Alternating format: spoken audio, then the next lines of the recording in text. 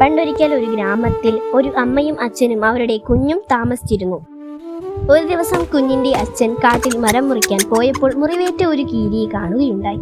അയാൾ ആ കീരിയെ വീട്ടിലേക്ക് കൊണ്ടുവന്ന് മരുന്ന് വെച്ച് സുഖപ്പെടുത്തി. അന്നു മുതൽ ആ കീരി അവരുടെ കൂടെയായി താമസം. കീരിക്ക് കുഞ്ഞിനെ വലിയ ഇഷ്ടമായിരുന്നു. കുഞ്ഞ് തൊട്ടിലിൽ കിടക്കുമ്പോൾ കീരി കുഞ്ഞിന് കാവൽ നിൽക്കുമായിരുന്നു. അതുകൊണ്ട് തന്നെ അമ്മ ധൈര്യമായി കുഞ്ഞിനെ നോക്കാൻ കീരിയെ ഏൽപ്പിച്ച് പുറത്തു പോകുമായിരുന്നു. ഒരു ദിവസം അമ്മ പതിവ് പോലെ കുഞ്ഞിനെ കീരിയെ ഏൽപ്പിച്ച് വെള്ളം എടുക്കാൻ പോയി. അപ്പോൾ അതാ ഒരു പാമ്പ് കുഞ്ഞിന്റെ തൊട്ടിലിലൂടെ ഇഴഞ്ഞ് കുഞ്ഞിനെ കടിക്കാനായി വരുന്നു.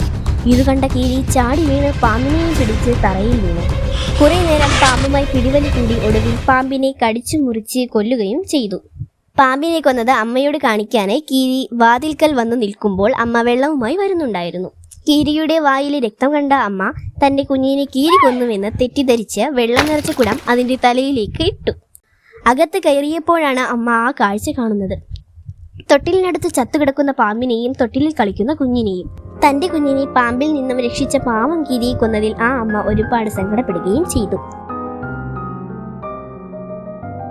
ഗുണപാഠം: ഒരിക്കലും കാര്യമറിയാതെ തീരുമാനം എടുക്കരുതെന്ന് ഈ കഥ നമ്മെ പഠിപ്പിക്കുന്നു.